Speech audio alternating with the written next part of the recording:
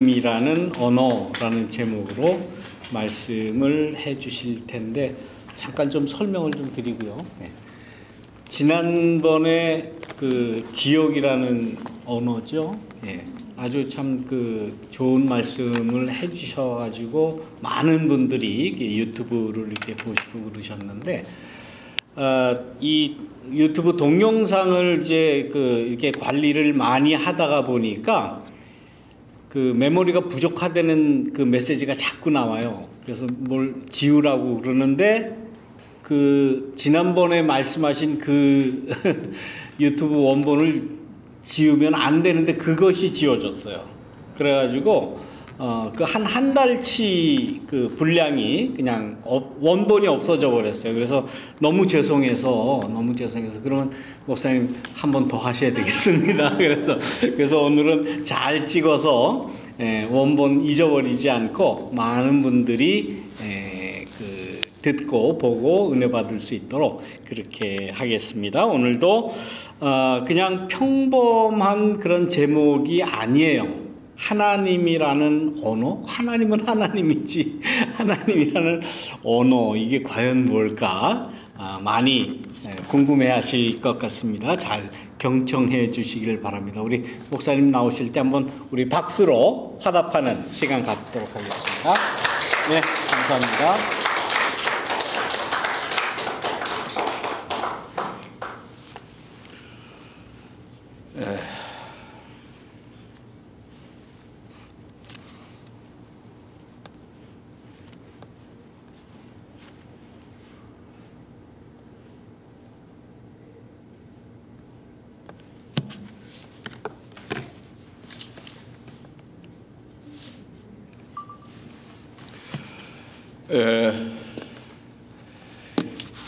제가 수십 년 들어온 설교를 여러분들이 다 평가를 하잖아요. 듣고 나서는 야, 어땠다. 근데 저도 그 평가하는 기준이 아주 독특한 기준이 하나 있어요. 그걸 먼저 말씀드리겠어요. 저 설교가 몇 점짜리냐, 그거를 우리가 평가할 때 저는 30분 설교에 하나님이라는 언어를 5번 사용하면 그게 95점, 그리고 20번 사용하면 80점. 그러면 30분 사이에 하나님이라는 언어를 100번 사용하면 몇 점이에요? 맞아요, 빵점이에요. 제 이 말씀이 이 모든 설교 내용을 함축하고 있습니다.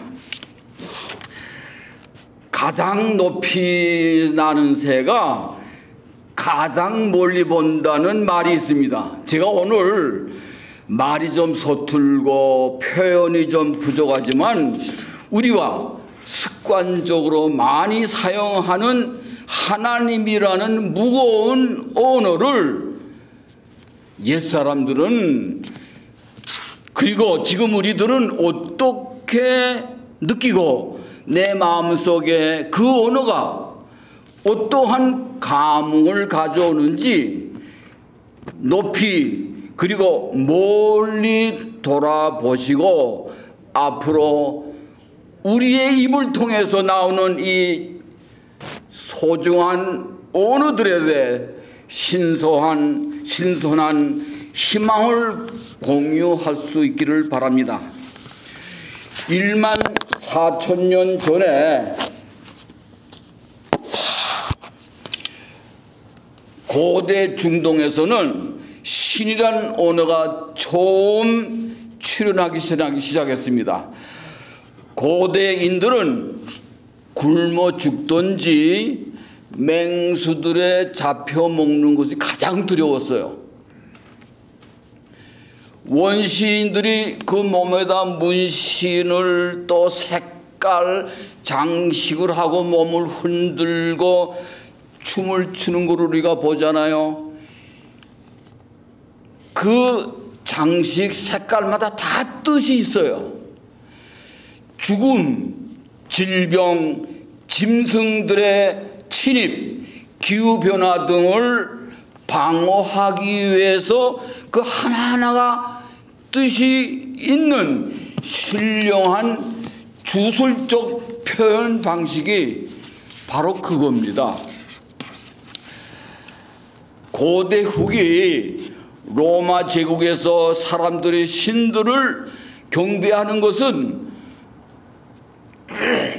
두려울 때 도움을 얻기 위해서고 국가를 위한 신들의 축복을 강구하기 위한 것이었습니다. 그리고 경배를 통해서 과거와 단절되지 않았다는 감정에 근거한 위안감을 얻기 위한 것이었습니다. 그러니까 교육받은 이방인들은 인생의 궁극적 목적이 무엇인가를 깨달음을 얻기 위해서는 종교에 기대지 않았어요. 주로 철학을 추구했어요.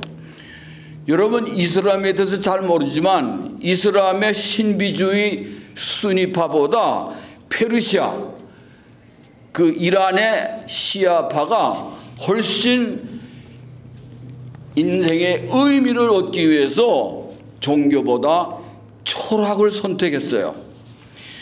십자가형을 당한 메시아를 통한 기독교는 로마의 눈에는 이건 종교도 아니고 철학도 아닌 중간적인 그 묘한 형태로 보였던 거예요.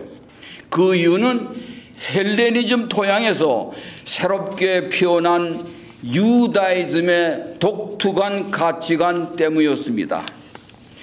유럽에서 흥행했던 그리스 철학의 바탕을 둔 신플라톤주의는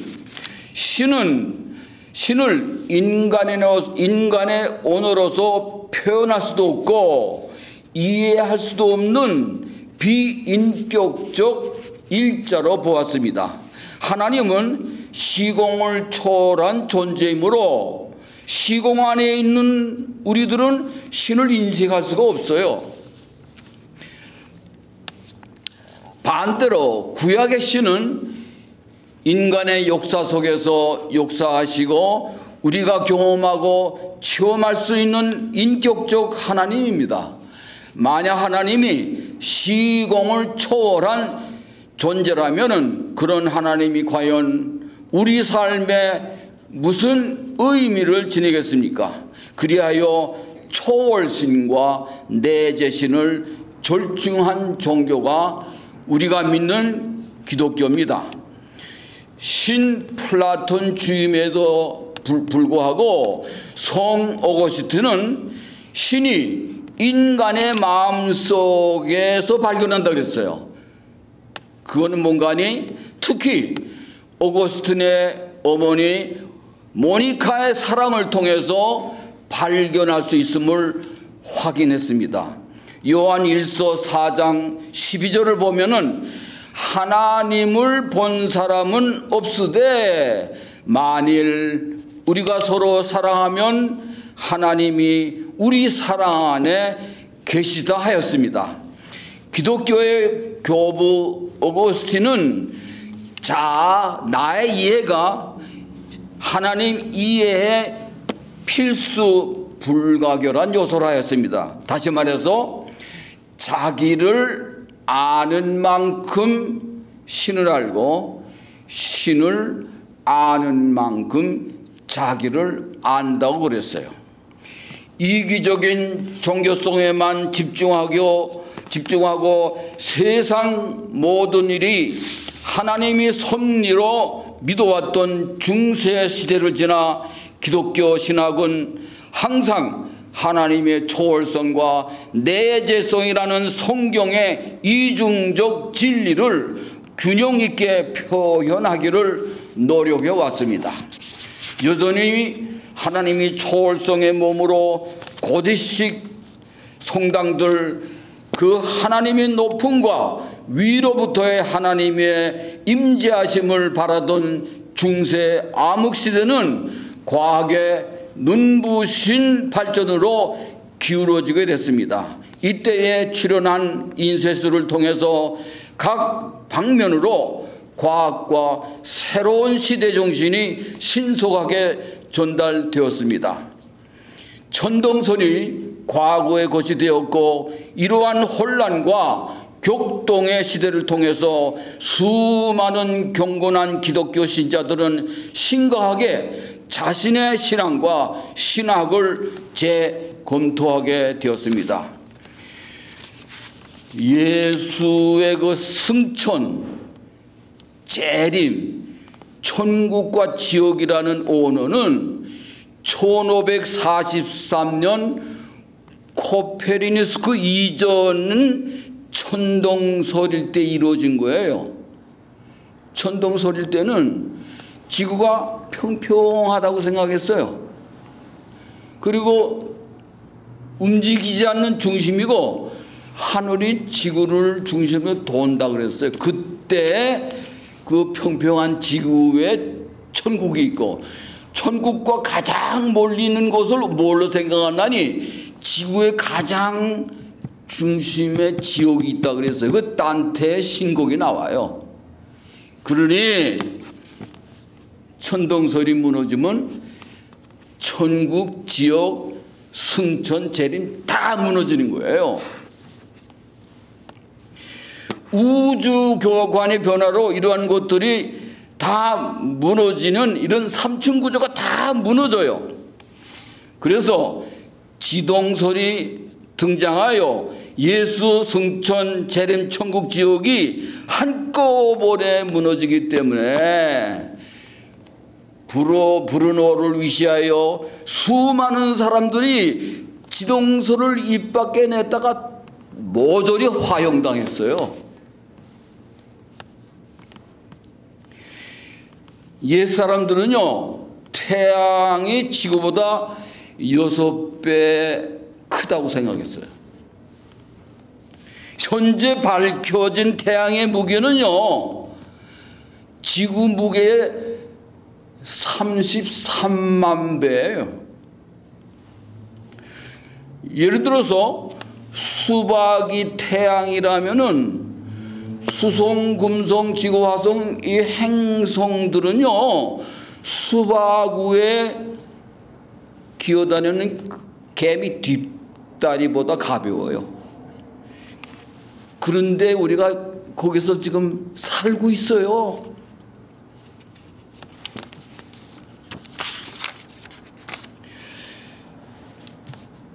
중세의 초월자로서의 신개념이 기울어지고 주관적 종교 경험이 중심에 섬으로 인해서 어느 누구도 남과 동일한 천국 지옥을 체험할 수 없어요. 개개인이 다 다르게 느끼고 다 달라요.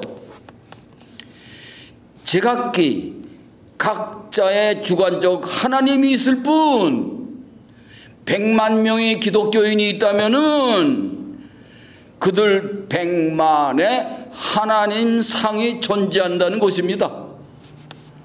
포엘바라는 그 철학자는 하나님은 단지 인간의 투영, 메아리에 지나지 않는다 그랬어요. 독일의 유명한 불투말이라는 신학자는 하나님은 인간의 언어로서 표현할 수 있는 감격의 최대치라 그랬어요. 그 수만 수천의 신학자들이 그 수천의 하나님의 정의를 내리고 있어요. 르네상스, 계몽 낭만의 시대를 지나면서 기독교의 하나님 인식의 수많은 변화들 속에 하나님이란 언어들의 다양한 인식의 전환을 가져왔습니다. 다시 말해서 삶의 가치를 창출하는 언어로 변천되어 왔습니다. 그 변천 과정을 몇 가지만 설명하고 마치겠습니다.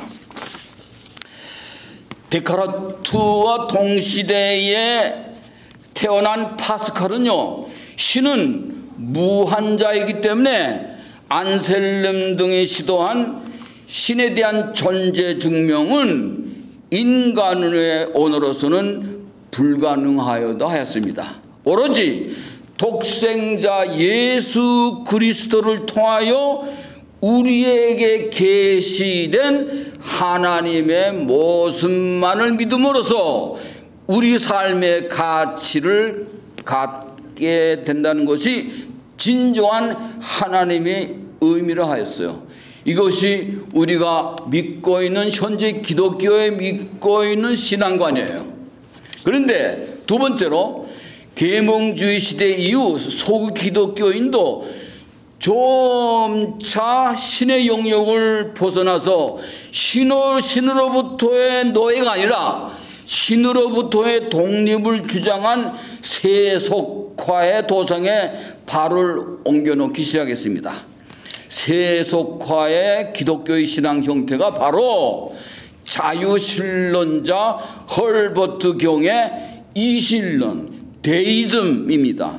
진정한 종교를 보편적이어야 한다고 주장한 파스칼의 초월적 신비로운 것이 아닌, 기독교가 믿는 계시의 신도 아닌 테틀리아니우스가 창출한 삼위일체란 전통적 신비에도 등을 던지고 신이 일단 세계를 만들어 놓은 후에 아무도 하지 않는 방관자는 것입니다.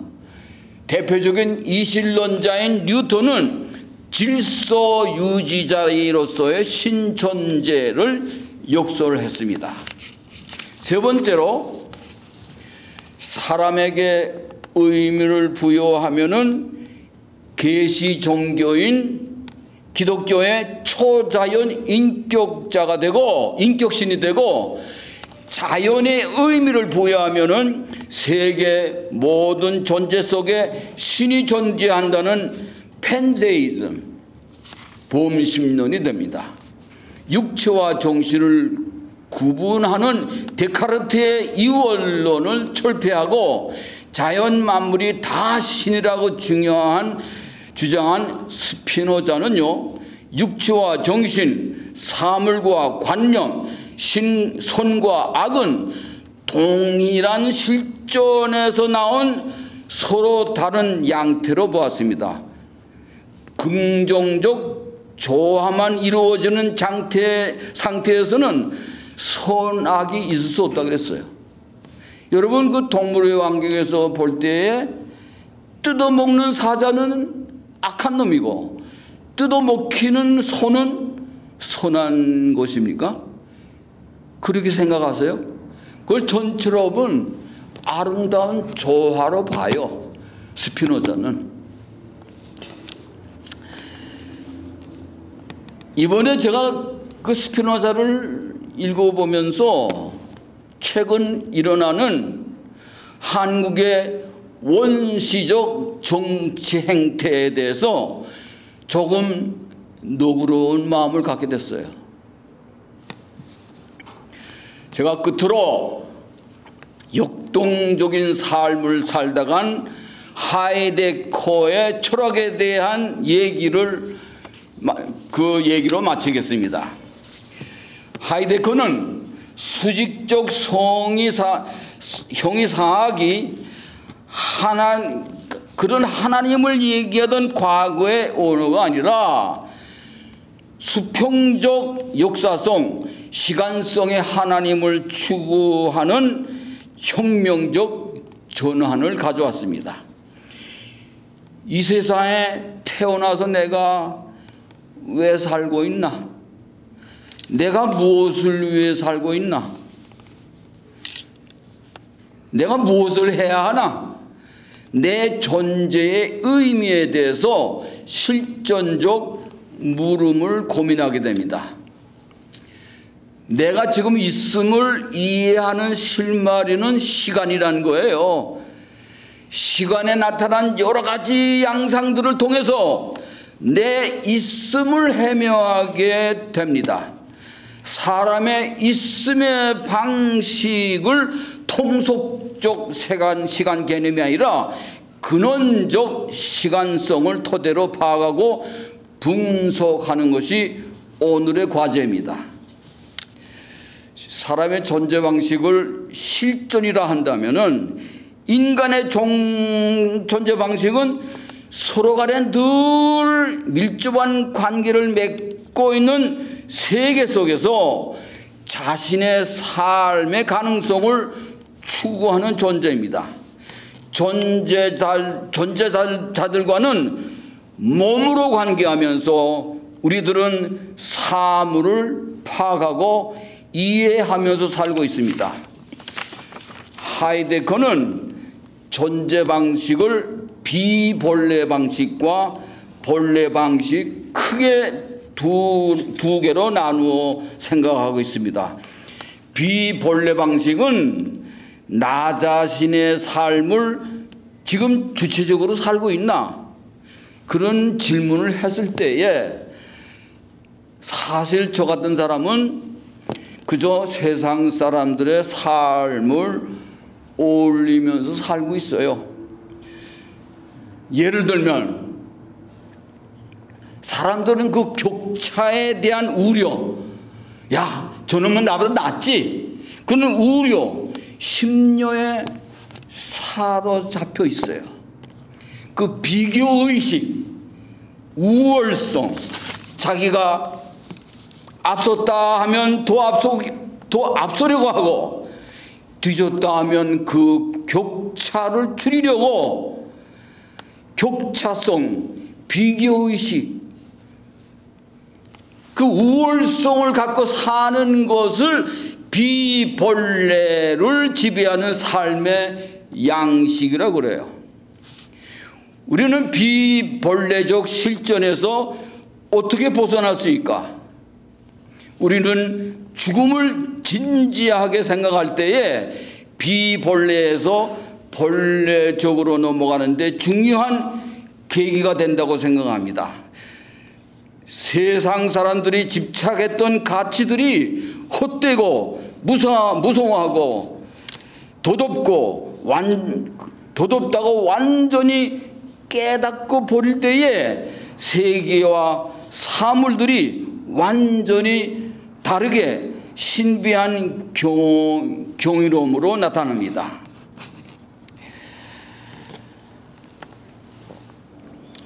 죽음에 대한 불안에서 도피하지 않고 극복하면 세계의 사물이 가지고 있는 신비와 성스러움의 거기에 대한 경유와 기쁨 속에서의 삶의 상태를 본래적 실존이라 할 수 있는데, 그 순간순간 속에서 세계와 사물을 새롭게 경험할 때 존재 전체가 열린다고 합니다.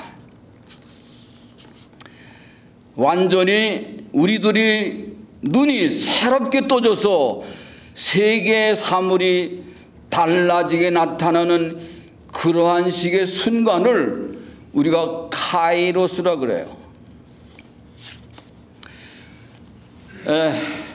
우리가 양로병원에 방문하면요, 대개 1년 버티다가 세상 떠나요. 저도 그 과정을 밟아야 되겠죠, 곧장. 그곳에 가보면요, 양로병원에 가면은 무슨 비교의식, 격차, 우월성 전혀 찾아볼 수 없어요. 바로 하이데거가 염원하던 본래적 삶 속에서 살고 있어요. 그러나 의식이 다 무너진 다음에 그 본래적 삶은 허망한 것이에요. 갑자기 암에 걸려서 1년 시한부 삶을 산다고 가정합시다. 그제서야 내가 누구인지, 내가 중요한 것이 무엇인지, 내가 지금까지 어떻게 살았는지 그제서야 진지하게 질문하게 됩니다. 자신이 죽는다는 사실에 직시해야 자신의 삶의 의미를 찾게 되는 비극적인 인생을 사는 것이 저입니다. 마일리지가 그냥 잔뜩 쌓여가지고서 맨날 에코노믹만 타고 좁은 데서 이렇게 다니다가 오랜만에 그 마일리지 덕분에 비즈니스를 타게 됐어요. 기분이 날아갈 듯 좋지요. 근데 만약 그 비행기 좌석에 모두 비즈니스를 하면은 기쁘겠어요? 그냥 평범하게 아무런 감흥이 없지. 바로 제가 그 남들은 저기서 쪼그리지도 않더니 나는 편한 데서 가지, 그런 그 우월성, 비교의식에 사로잡힌 바 비본래적 삶에 파묻힌 사람이 바로 저예요. 매일 내 인생의 마지막처럼 산다면은 그야말로 언젠가는 성공할 수 있는 길이에요. 곧 죽는다는 생각은 인생의 결단을 내릴 때마다 가장 중요한 도구입니다. 고린도전서 15장 31절에요. 바울은요, 나는 날마다 죽는다 그랬어요. 양로원에 가기 전에, 시한부 암송고를 받기 전에 나도 어떻게 하면 본래적 삶을 잠깐이라도 카이로스의 순간적 감격에 취해볼 수 있을까 열망해 봅니다. 어느 심리학자가요, 하루에 머릿속에서 몇 가지를 생각하는지 실제로 해봤대요. 하루에 6만 가지 생각을 한대요. 6만 가지. 일반적으로. 근데 그 6만 가지 생각 중에 80%가 다 어제의 생각의 연속이래요. 그게 우리들 실정이에요. 저는 이번에 그 설교 준비를 하면서 6만 가지의 잡다한 생각할 때 뿜어내는 에너지를 한데 모아서 10권의 책을 집중해서 몰두해서 읽어봤어요. 한 5분씩 순간순간 한 두어 번 카이로스의 신비한 경탄과 기쁨을 경험했어요. 제 욕심 같아서는 18살 난 이면찬처럼 피아노 건반 위에서 춤을 추다가 죽고 싶어요.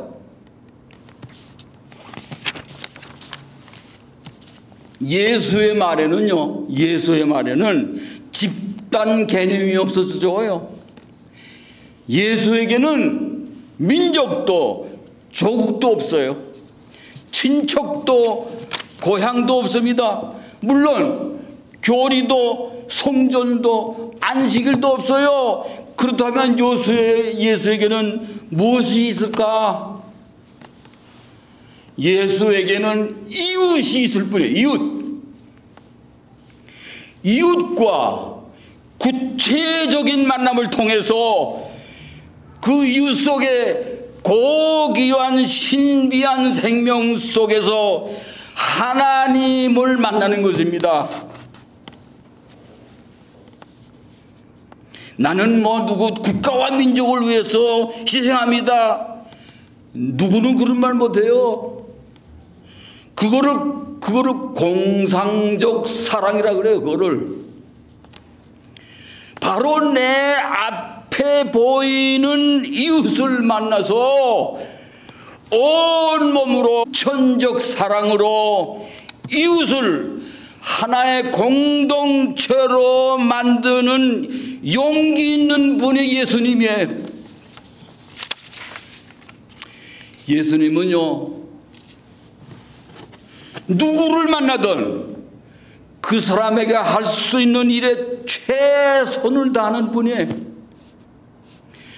예수님이야말로 본래적 삶을 살다간 그 사람의 기적을 성서에 많이 기록되어 있어요. 그렇지만은 마태복음 25장 40절은 그 대표적인 예입니다.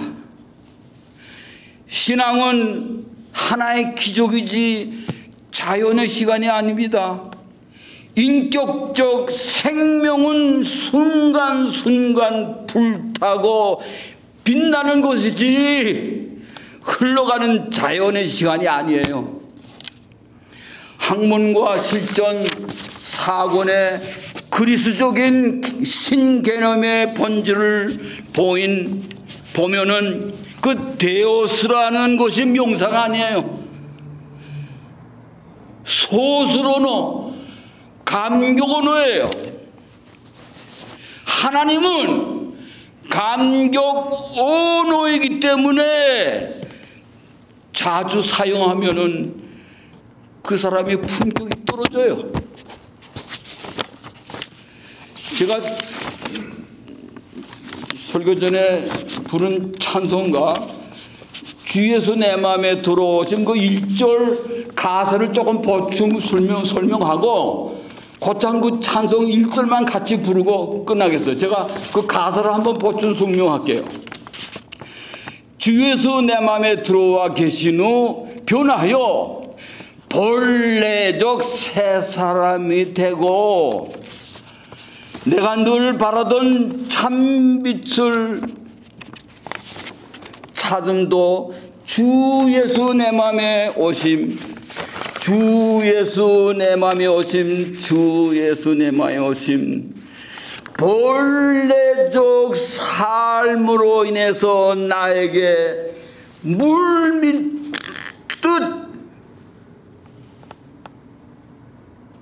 카이로스의 기쁨이 넘칠 수 있는 주 예수 내 마음에 오심. 이 가사를 읽으면 막 눈물이 나요. 한번 그 가사를 생각하고 1절만 한번 부르고 끝나겠습니다.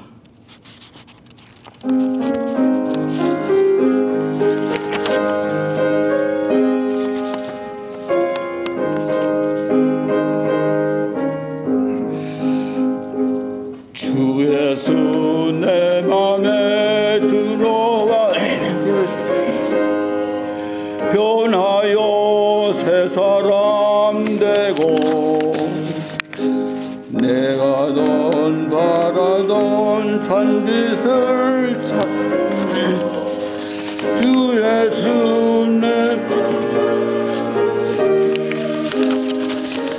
주 예수 내 맘에 오시 주 예수 내 맘에 오시 물밀듯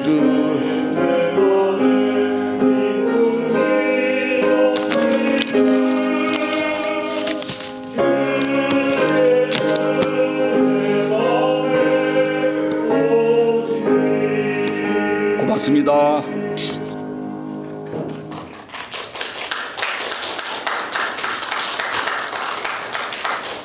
예, 감사합니다. 오늘도 역시 귀한 말씀을 해주셨는데 오늘은 제가 뒤에서 이 영상을 잘 찍었어요. 그래서 잘 보관할 테니까 오늘 주신 말씀은 적어도 한 3-4번 정도는 계속 이렇게 리피트 들으셔야 조금 이해를 할까 그런 아주 그 무게감 있는 그러한 말씀입니다.